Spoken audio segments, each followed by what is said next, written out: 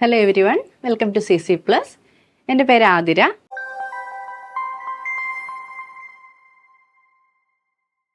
അപ്പം നമ്മൾ ഇന്ന് എടുക്കാൻ പോകുന്ന ടോപ്പിക്ക് മാത്തമാറ്റിക്സ് ആണ്. 8th സ്റ്റാൻഡേർഡ് മാത്തമാറ്റിക്സിലെ പ്രോഫിറ്റ് ആൻഡ് ലോസ് ഈ പോർഷനാണ് നമ്മളിന്ന് ഡിസ്കസ് ചെയ്യാൻ പോകുന്നത്.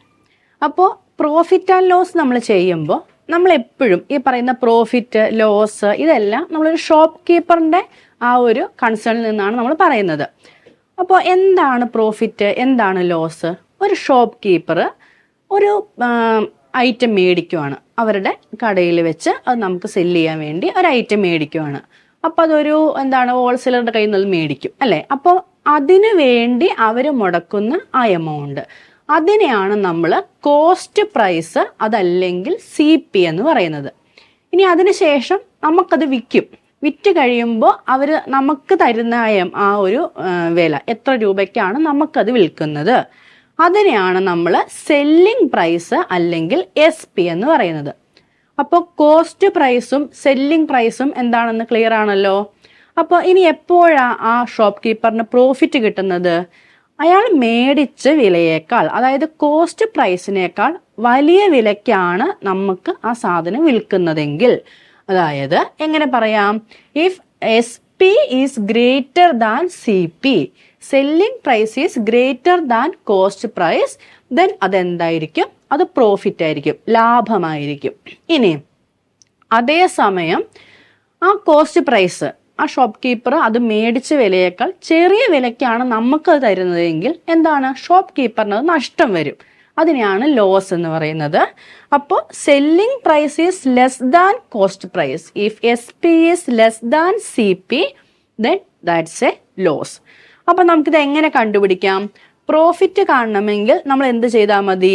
പ്രോഫിറ്റ് കാണണമെങ്കിൽ SP minus CP, selling price minus cost price ചെയ്യുക.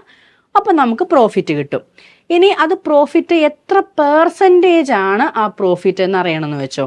അപ്പോൾ അതിനുള്ള ഇക്വേഷൻ ആണ് നമ്മൾ പ്രോഫിറ്റ് പെർസെൻറ്റേജ് അല്ലെങ്കിൽ ഗെയിൻ പെർസെൻറ്റേജ് എന്ന് പറയും. ഇക്വേഷൻ ഇതാണ്: profit divided by CP then into 100. ഇനി അതേസമയം ലോസ് ആണെങ്കിൽ എത്രയാണ് ആ ലോസ് എമൗണ്ട്? എങ്ങനെ കണ്ടുപിടിക്കാം? ലോസ് ഈക്വൽ ടു, അപ്പോൾ കോസ്റ്റ് പ്രൈസ് ആയിരിക്കും വലിയ വാല്യൂ അല്ലേ, സെല്ലിംഗ് പ്രൈസ് ചെറുതായിരിക്കും. അപ്പോൾ loss equal to CP minus SP. അപ്പോൾ ലോസ് എത്ര എമൗണ്ട് ആണ് എന്നുള്ളത് കിട്ടി. ഇനി ആ ലോസിന്റെ പെർസെൻറ്റേജ് കണ്ടുപിടിക്കണം. എന്ത് ചെയ്താൽ മതി? Loss percentage equal to loss by CP into 100.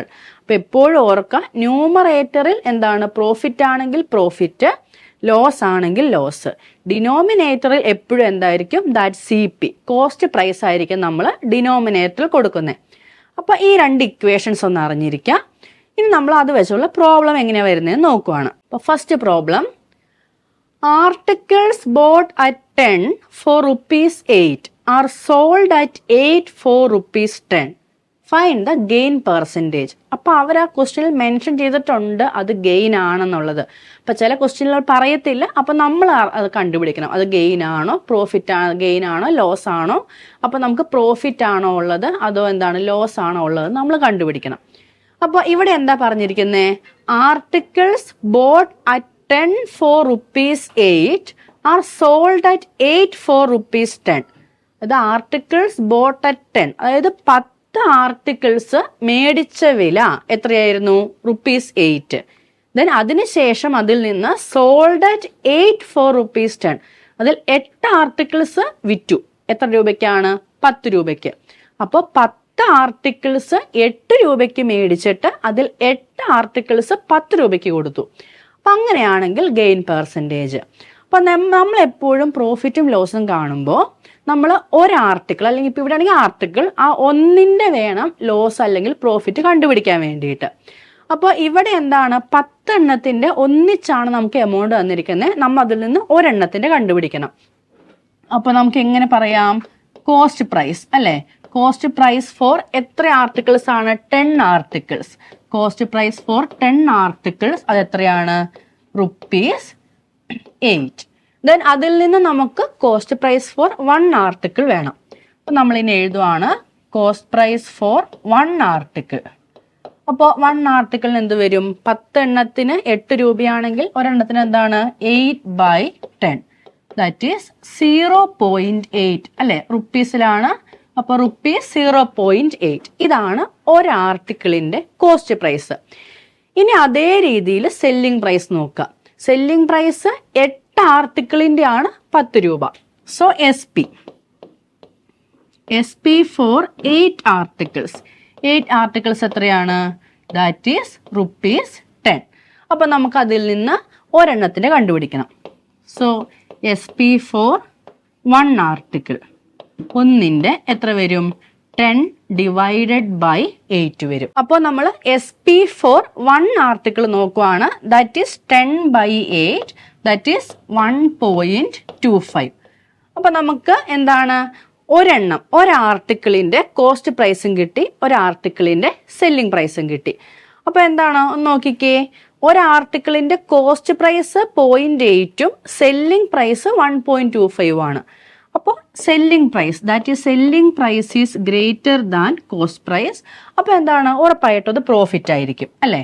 അപ്പം അത് പ്രോഫിറ്റ് ആണ്. ഇനി നമുക്ക് ആ പ്രോഫിറ്റ് എത്രയാണെന്ന് അറിയണം. അതിനുശേഷം വേണം നമ്മൾ പ്രോഫിറ്റ് പെർസെൻറ്റേജ് കണ്ടുപിടിക്കാൻ. അപ്പോൾ പ്രോഫിറ്റിന്റെ ഇക്വേഷൻ എന്താണ്? That is S P minus C P. അപ്പോൾ എസ് പി ഇവിടെ എന്താണ്? 1.25 മൈനസ് സി പി എന്താണ്? 0.8. അപ്പോൾ 1.25 മൈനസ് 0.8, നമുക്കതിൻ്റെ ആൻസർ 0.45 എന്ന് കിട്ടും. അപ്പോൾ ഇതാണ് പ്രോഫിറ്റ്. ഇനി നമുക്ക് എന്താണ് വേണ്ടത്? ഗെയിൻ പെർസെൻറ്റേജ് കാണാനാണ് പറഞ്ഞിരിക്കുന്നത്. ദാറ്റ് ഈസ് പ്രോഫിറ്റ് പെർസെൻറ്റേജ് കാണണം. അപ്പോൾ ഗെയിൻ പെർസെൻറ്റേജ് ഇക്വേഷൻ എന്തായിരുന്നു? Profit divided by C P into 100. So profit divided by C P into 100. അപ്പോൾ പ്രോഫിറ്റ് എത്രയാണ് കിട്ടിയത്? 0.45. So 0.45 divided by C P എന്താണ്? നമ്മൾ എപ്പോഴും സി പി എടുക്കുമ്പോൾ സി പി ഫോർ 1 ആർട്ടിക്കിൾ ആണ് എടുക്കേണ്ടത്. So that is 0.8. So 0.8 then into 100. അപ്പോൾ നമുക്ക് 0.45 ഇൻറ്റു 100, സോ ദാറ്റ് ഈസ് 45 എന്ന് വരും. So 45 divided by 0.8. അപ്പോൾ ആഫ്റ്റർ ഈ കാൽക്കുലേഷൻ നിങ്ങൾക്ക് കിട്ടാൻ പോകുന്നത് 56 എന്നായിരിക്കും. 56.25 എന്ന് കിട്ടും. 56.25%. അപ്പോൾ ഇതാണ് നമ്മുടെ ഗെയിൻ പെർസെൻറ്റേജ്. ആ ആർട്ടിക്കിൾ വിറ്റ് കഴിയുമ്പോൾ കിട്ടുന്ന ഗെയിൻ പെർസെൻറ്റേജ് അല്ലെങ്കിൽ പ്രോഫിറ്റ് പെർസെൻറ്റേജ് എന്ന് പറയുന്നതായിരിക്കും 56.25% ആയിരിക്കും. ഓക്കെ, അപ്പോൾ നമ്മൾ ഫസ്റ്റ് ക്വസ്റ്റ്യൻ കംപ്ലീറ്റ് ചെയ്തു. Then next one. A boy buys an old bicycle for rupees 162 and spends rupees 53 on its repairs before selling it for rupees 207.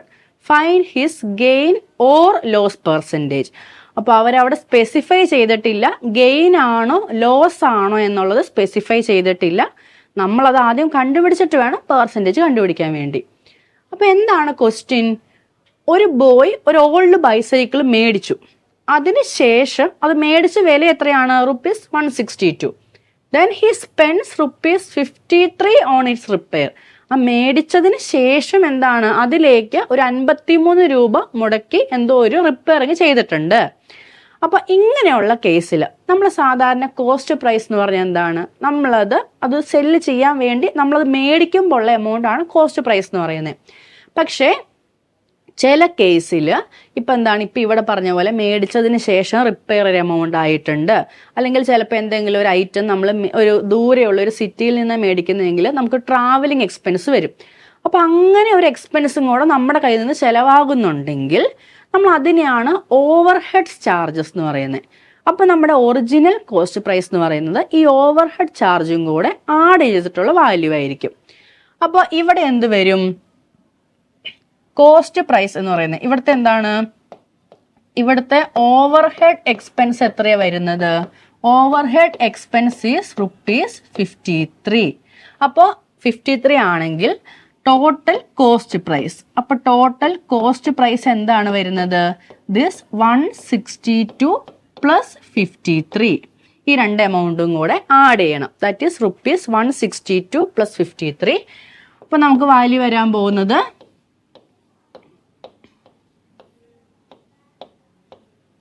215. അപ്പോൾ ഇതാണ് നമ്മുടെ total cost price, that is 215. Then ഇനി അത് വിറ്റ വില എത്ര രൂപയ്ക്കാണ് അത് സെല്ല് ചെയ്തത്? റുപ്പീസ് 207 ആണ്.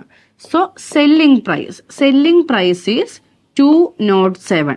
അപ്പോൾ ഒന്ന് നോക്കിക്കേ, cost price 215, selling price is 207.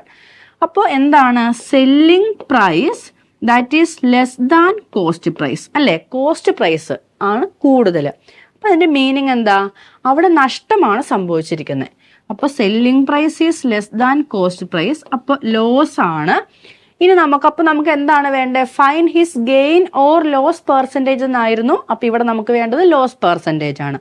അപ്പം നമ്മളിവിടെ ലോസ് എത്ര രൂപയാണെന്ന് നോക്കുവാണ്.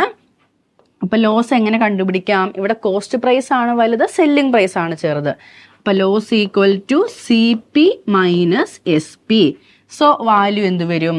That is 215 minus 207. അപ്പോൾ 8 റുപ്പീസ് 8 രൂപയാണ് അവിടെ ലോസ് വന്നിരിക്കുന്നത്. ഇനി നമ്മൾ ആ ലോസ് പെർസെൻറ്റേജ് കാണാൻ പോവാണ്. So loss percentage equal to equation എന്താണ്? Loss by CP then into 100. അപ്പോൾ ലോസ് എത്രയാണ്? That is 8. So 8 divided by CP എന്തായിരുന്നു? CP is 215.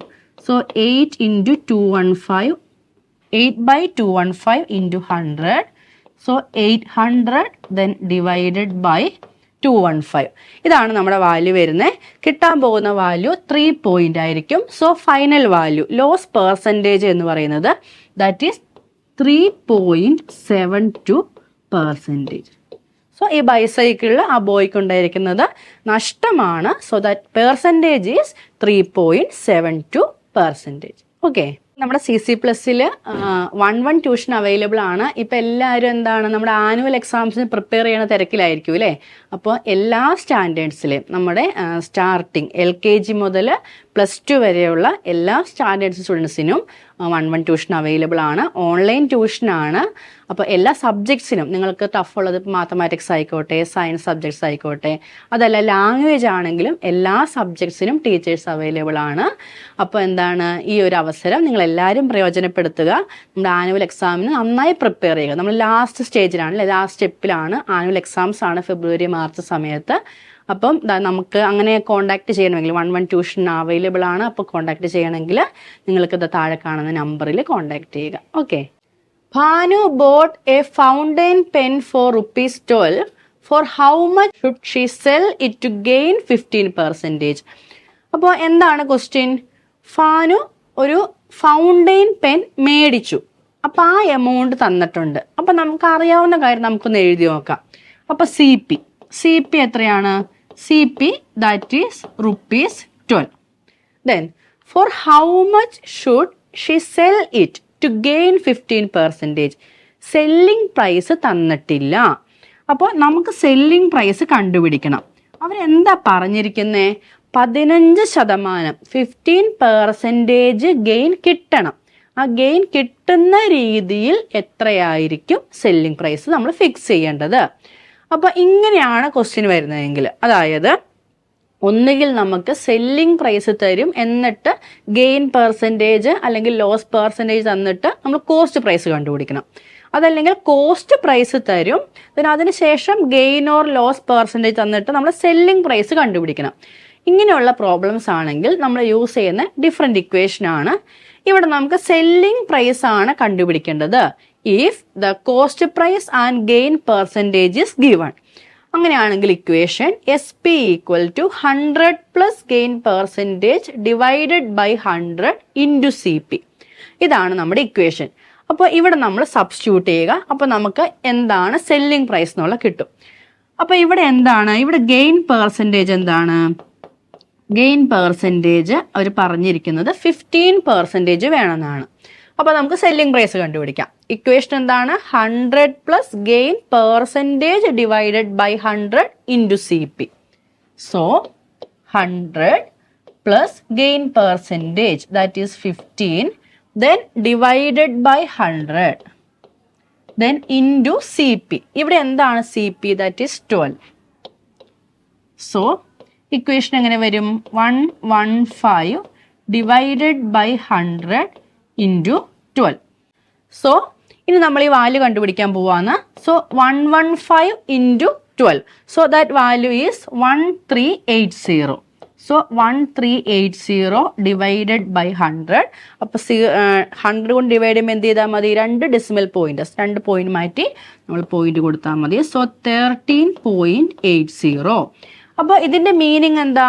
15% ഗെയിൻ കിട്ടണമെങ്കിൽ ഭാനു എത്ര രൂപയ്ക്ക് അത് വിൽക്കണം? റുപ്പീസ് 13.80.